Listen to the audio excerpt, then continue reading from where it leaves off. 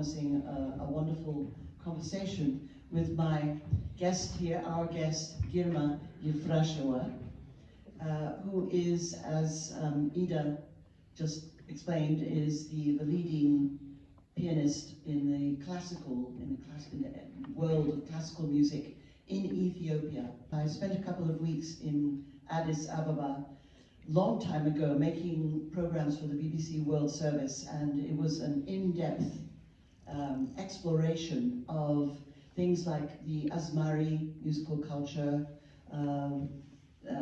classical music, the music of the Ethio jazz era, the cassettes, the popular musicians of the time, the incredible instruments.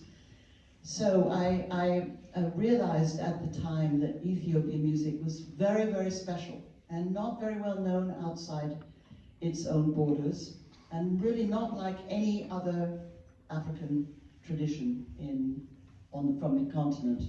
So, but in our case, Girma, we are going to be talking about classical music and what you will be performing at Wigmore Hall on Saturday, and what is sometimes referred to as African pianism. And so what I'm hoping that we will be able to do is to give an idea of the richness and the unique qualities of Ethiopian music, and especially your own approach to bringing Ethiopian different traditional forms of music and the scales, the famous scales and so on. It's a tritone scale. The tritone is an exact division of the octave, which feels very unsettling. And in fact, the tritone in the West is used, it's a scary interval. So if there's a scary film or something, you have the tritone. But in Ethiopia, it's greatly appreciated. Let's just start with the period of the year that we're in, which is for you Lent, and this extraordinary tritone scale and what that means, and then perhaps you would do a little demonstration.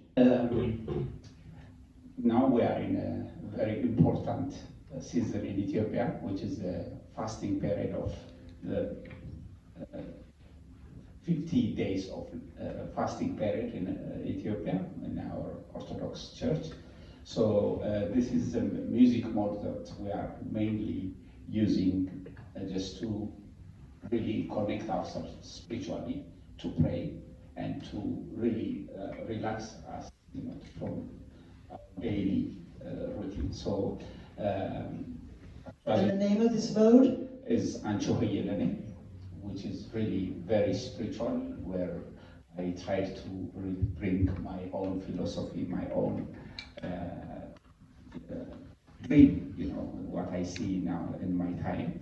So it is actually the best mode of my favorite mode of Ethiopia, where I had very good composition of and well, you're going to give just a little bit of your beautiful piece, Sememen, and then at the end of our talk, you'll play more of it, so you have to stick around to get the whole thing. But so what does Sememen mean? Sememen means half asleep, half awake. So we have sometimes these difficulties to go to sleep, but getting tired and still focusing on our daily problems. This fight between sleeping and waking. So within this transition, we have to really struggle to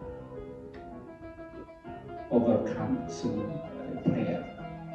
So it's a little bit of confusion, but which brings us hope in the end of the music. So Samaman is always that we are not really in full rest.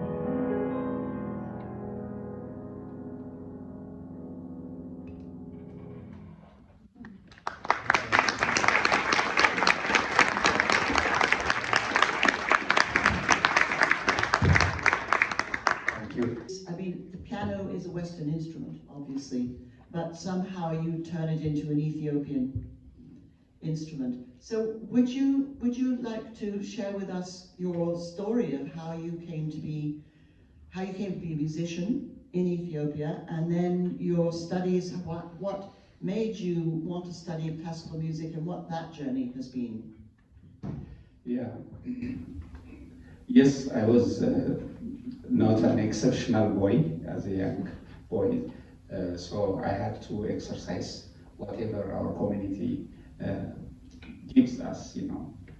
We didn't have that privilege like in the Western world to be sent to study music as a child, you know, to experiment all these different instruments, except the crowd or masinko, which is also a luxury for us to find that one. So I was, of course, discovered as a young boy that my parents were really curious why I'm just interested in singing, playing, or dancing, you know. So no music in your family? No, not at all. And it was just something that was natural to you? It was natural, yeah. And how did you deal with it? I see there's a car over there. I think that was your first instrument. That is my first instrument, which was in the community group that we used to go and play. Maybe just it's a. So you found, so the car is not a religious instrument.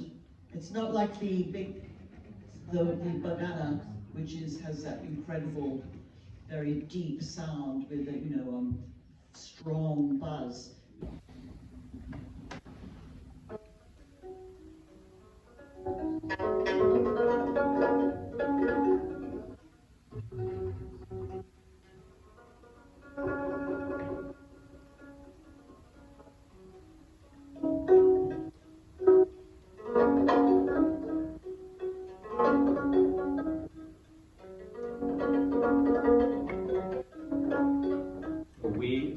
We add also vocal, you know. This is just, I'm not a vocalist, but I so. ዝታሽ ዘወትር ወደ እኔ የመጣ ትዝታሽ ዘወትር ወደ እኔ የመጣ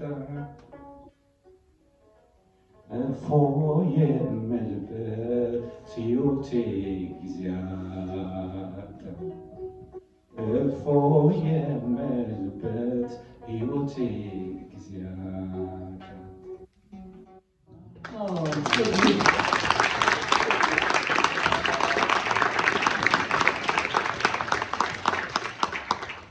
That's so beautiful.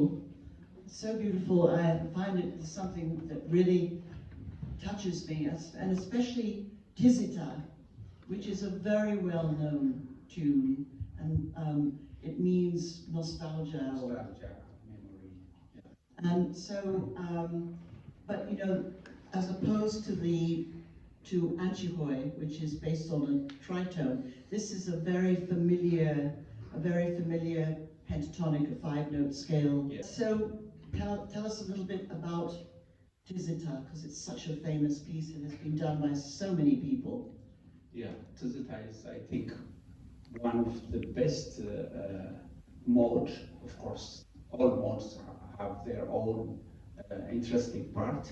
But I think many musicians, especially singers, come through Tizita because it is also a kind of evaluation. You know, if someone sings Tizita very well, that means he's very good in singing. So that's why I was a little bit afraid to play Tizita. But you sang beautifully. I didn't know you could sing. Well, I've tried a little bit because that was my childhood, you know, musical instrument, singing, which I found it very, you know, easy. So I used to sing a lot, dancing. Then, of course, the crowd came. So that's how I. And krar, I mean, it's, if you go to Addis, you see lots of bands using the krar, electric krar now and that kind of thing. I mean, is it, it doesn't have any associations like with the Asmari people, does it, or what? Yeah, it is really mainly played in the traditional songs among Asmaris also, but and the most, Asmaris are, they're like the troubadours. yeah. So, but krar, I think it's the closest instrument for many Ethiopians, where you can really be a good friend at home. You know, masinko is a little bit tricky. It's like a violin. It's a one-string fiddle. One-string violin which you play with bow. But krar, even if you're not good or you don't know what to do, just plucking it or playing it, it gives you some kind of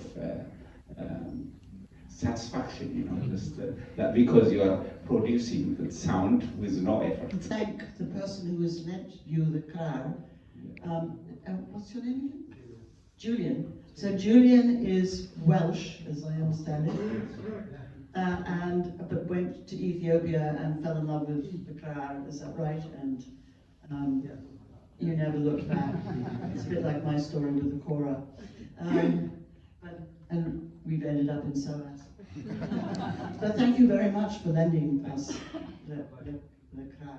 So tell us, let's just talk a little bit about Asmari music and who are the Asmari people and who are the Asmaris and how do they express themselves? Because I know there's this idea of semanawak, which means wax and gold. Do you want to tell us a little bit about that? The word Asmari, I think it comes from the religion part of that. I think that's the source, because Asmari means someone who praises. You know, just you are grateful for whatever you are. So this is just for from the church. It is mezember. The word mezember means to say thank you. So that is a word for Asmari, but it was not really taken in a very good way in Ethiopia for many years. That Asmari means someone who goes to bar or like a beggar or something who goes from one place to another, getting exactly, just to play for people and get some money, you know, things like that. And then you have these Asmari bets. The bet is a house, and you have a place where you can go and here you have your favorite Asmari, and they will make comments, and the women will dance. Exactly, yeah. But nowadays, you know, going to Asmari event, that especially you learn a lot because they have the best literature. They really oral literature. Yes. Oral, not written. Yeah, with singing. Yes. You learn the different way of addressing things. For example, if they want to speak about your beauty, they have their own way of expression, you know. Oh, well, I have an anecdote about that. Can I share that? Yeah, sure. Okay, when I was, we were going from we were doing like an Asmari bet crawl with the BBC, Radio 3, and drinking lots of tej, which is honey mead. We went to a place which was supposed to be very famous, because there was a famous Asmari who played the masinko. And he was very lively, and he had a woman dancing and, you know, shaking the shoulders and everything. And so I had someone next to me who was translating what he was saying. And at one point he turned to me and he said, "You are the Eiffel Tower." And I thought, that's not very complimentary. Thanks a bunch. And so I said, "Could you please ask him why he says I'm the Eiffel Tower?" And he says, "It's wax and gold." He said, "It's because you have long legs and I want to walk between them."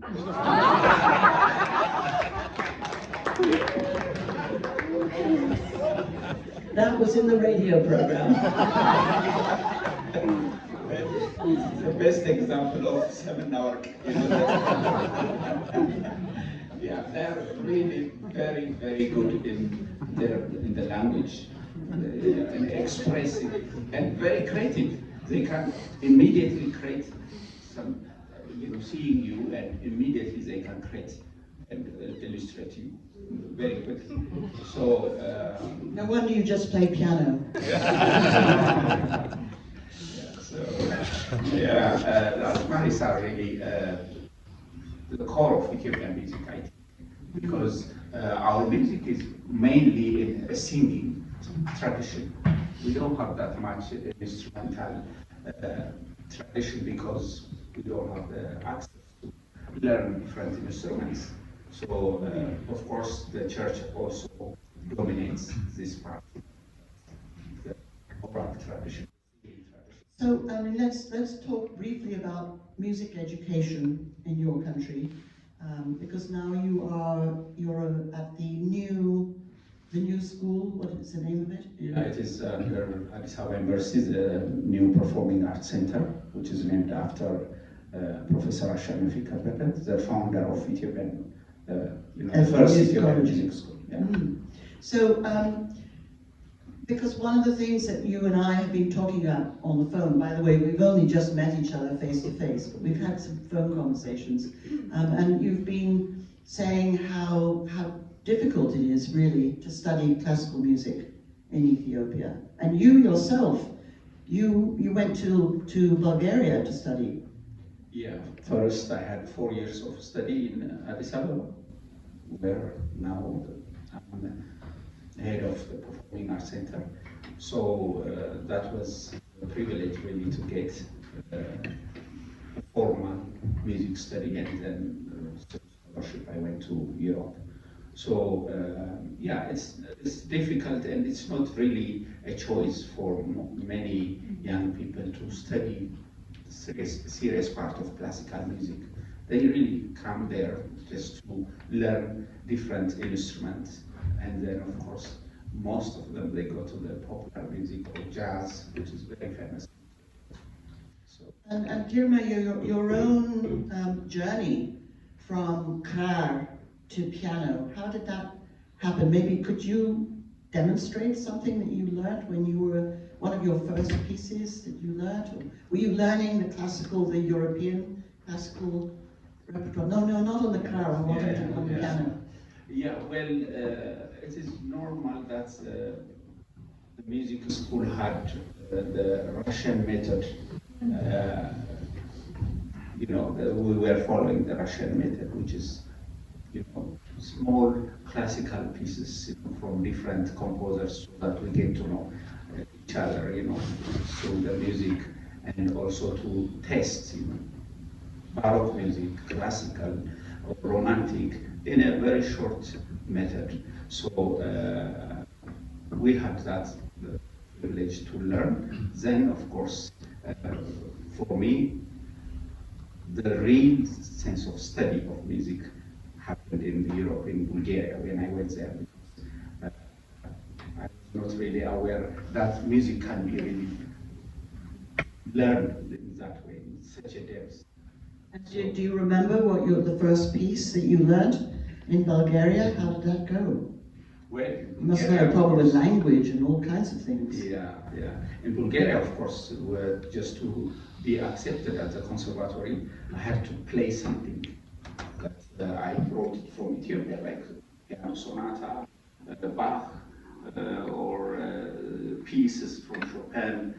All this stuff I had to present so that they give me the opportunity to continue. So, I was able to be accepted there, but the level of the students there was something very different. And when did you start thinking about composing your own music and drawing on your own Ethiopian tradition? And what was your first composition? Yeah, that's a good question. After I graduated from Sofia Conservatory, I went back home, and my real sense of passion was, sorry, it was... Passion is good too. Yeah. To give what I have learned in Bulgaria and to inspire young people to come to the classical music study, you know, just to keep them in discipline. So I have tried to appear once or twice, you know, on a public performance, and then I really managed to see what the Ethiopian audience are looking for. So they said, "Wow, you play fast, everything is good, it sounds very well, but why don't you do something Ethiopian? You know, we want to hear on the piano in such a structure a little bit of Ethiopian music."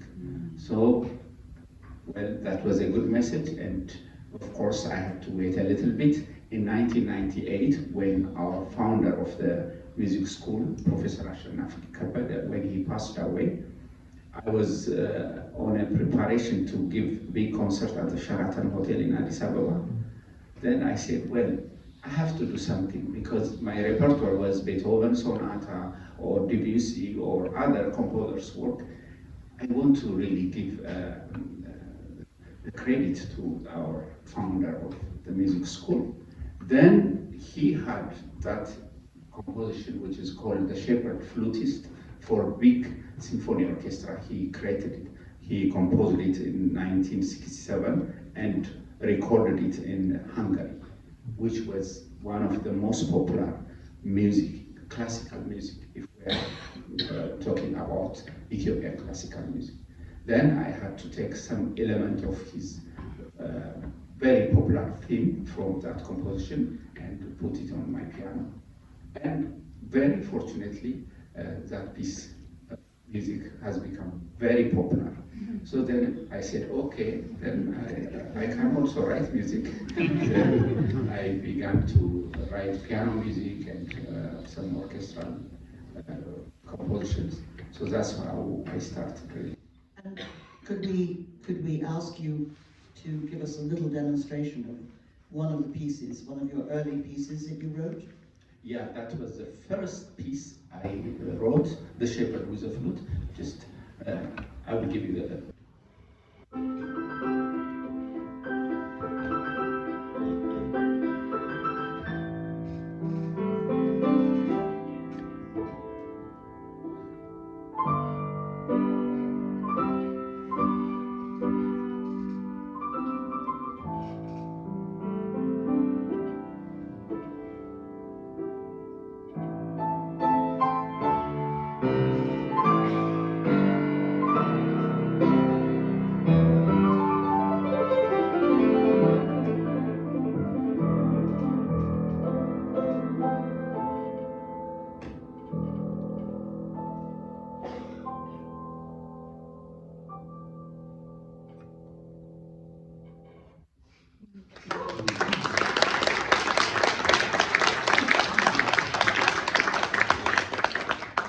That is a piece that has an orchestral accompaniment. It was first written for a big orchestra, and then I managed to bring it to a piano with adding some element of my own. And then it's a piece of music that's written for peace, for love, for togetherness. It is an imitation of Robert Schumann's work, the famous work, Traumery, Dreaming. That's my version of Ethiopian version, a little bit longer than Robert Schumann. So I tried to explain my wish for my continent to the human beings, just for a good life in our time. So it's a wish of peace, love, and togetherness. I didn't play it the whole, but. But I don't know, are you going to, on Saturday at Wigmore Hall, Yes. will you be playing some of these pieces? Yeah, I will be playing all my compositions, including the Ethiopian famous nun, the late work, and mainly my work as well, demonstrating the Ethiopian pentatonic scales in each pieces. So I hope I will get a good contact with my audience. I wonder if we could just quickly go back to the Ethio jazz era. And, you know, the fact that there is someone like Mulatu Astake, who plays piano, and I don't know whether he studied classical music or not, but you know, you've gone in a different vein. But I wondered if I could share a recording of from the wonderful series called Ethiopique by Francis Falsetto, and it's from 1970. This recording, and it features a marvelous singer who you tell me is considered one of the great singers of Ethiopia, Tlahun Gesese. And I wondered, and this is in the tritone, it's in the Anchihoy scale, and you'll hear it quite clearly. So it says, don't forget that this scale, the Anchihoy scale, based on the tritone, on the absolute division of the octave, is the spiritual music of now. It's the time that it's the music that you listen to during Lent. And it's so interesting how different places in the world ascribe different emotions to one scale or a piece of music. So here you have Tlahun Gesese.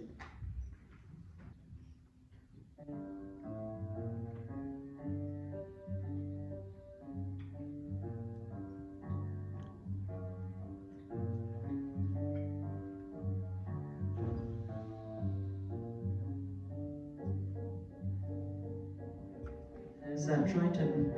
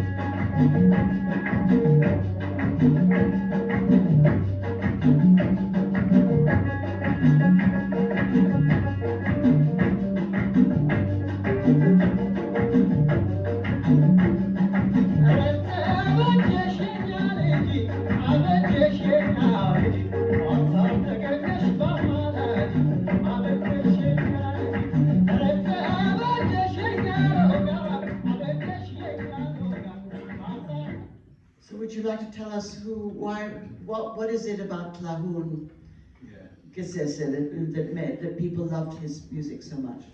Yeah, by the way, this song we just heard, it's a wedding song. It's a, you know, as the mode is playing a big role in getting in different situations, you know. So this is a wedding song and praising the bride, you know, who made you this beautiful, you know, something like that. So, of course, Tlahun Gesese is the most popular Ethiopian singer. I don't know if any singer have sung such a long, many songs are him, you know, how he made lots of songs. I'm not aware of course there is Mahmoud Ahmed and Alamai Shete in his time, but Tlahun Gesese, he touched all the area of our life, you know, including war.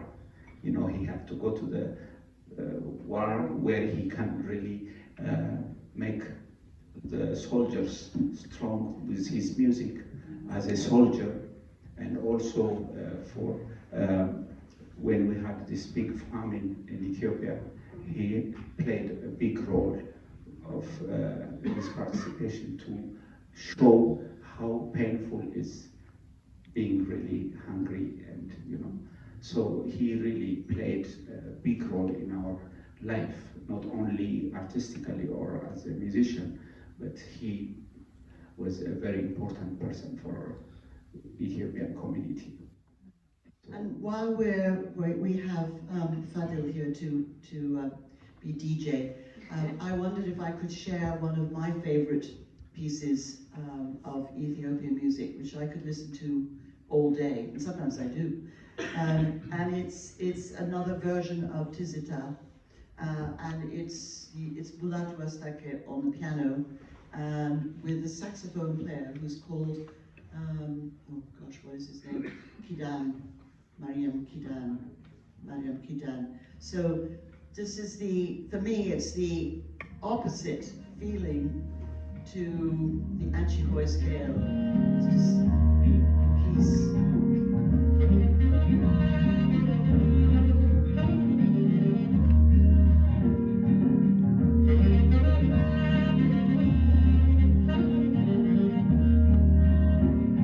Can you dance? So Should we do a waltz?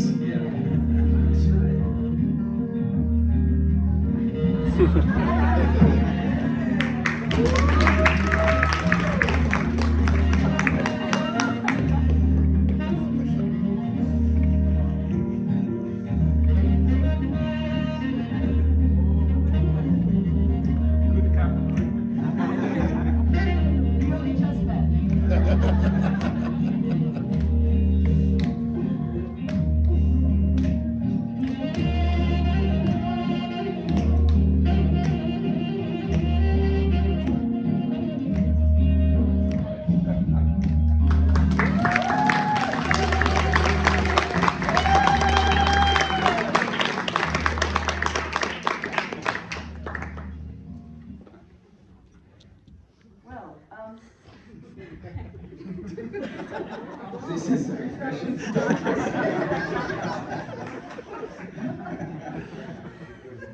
Didn't expect that to happen. Thank you, Girma. Thank you.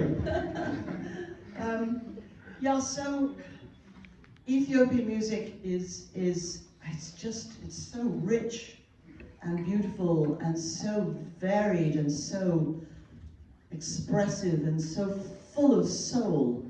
And I think that you capture a lot of that in the music that I've heard in the piano. But what are the challenges? I mean, the piano it's got a fixed pitch. It's not, because like the klar is not an equally tempered instrument. So what are the challenges of bringing Ethiopian music onto the piano in a classical way? I think the challenge is just to bring that interest first, because whether that is going to fit with the normal Ethiopian music which people are used to listen. So of course piano is not me that really introduced to the Ethiopian community. There are lots of people behind me. So, but there are challenges, of course, to create some structure based on the classical music tradition. So for me, it was a challenge just to write Ethiopian music for different instruments.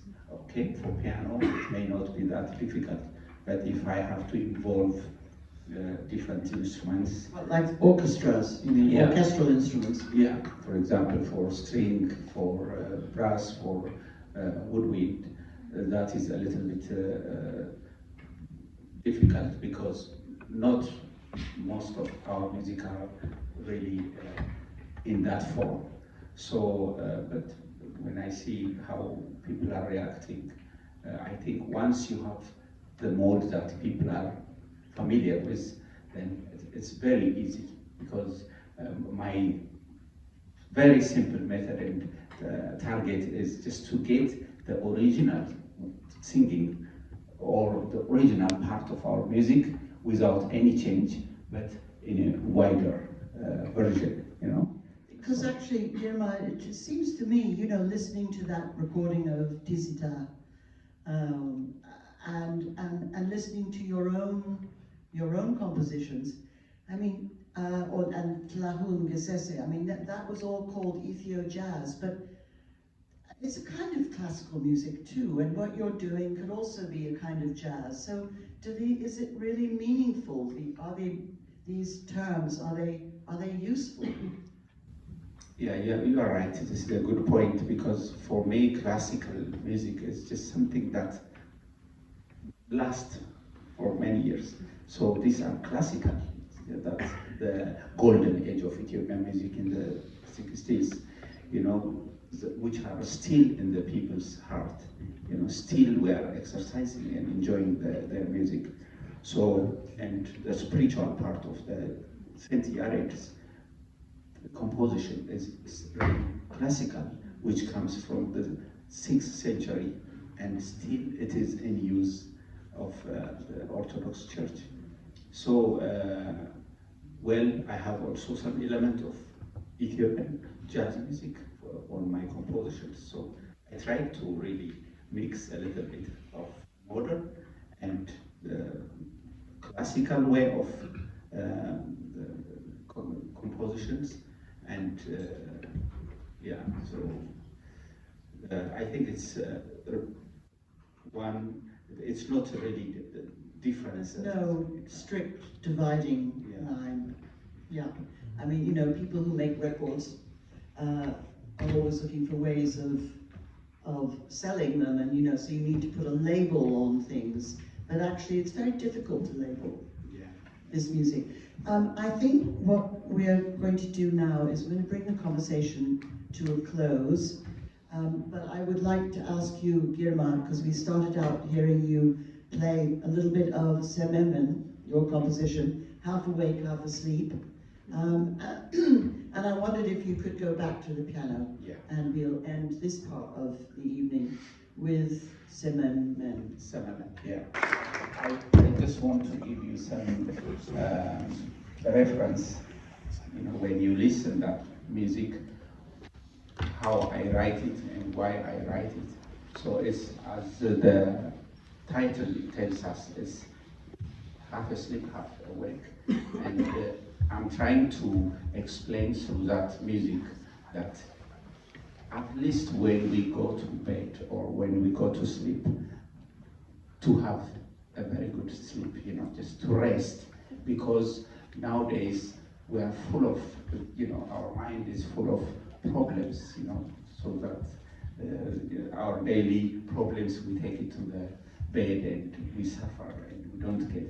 So this is a kind of prayer. You find it's a very interesting melody in showing the prayer, spiritual connection, and also the nightmare, what we are experiencing. But at the end, of course, we go to sleep. So this is what, because we don't lose hope. So that's what I want to show in this. Thank you so much. Thank you.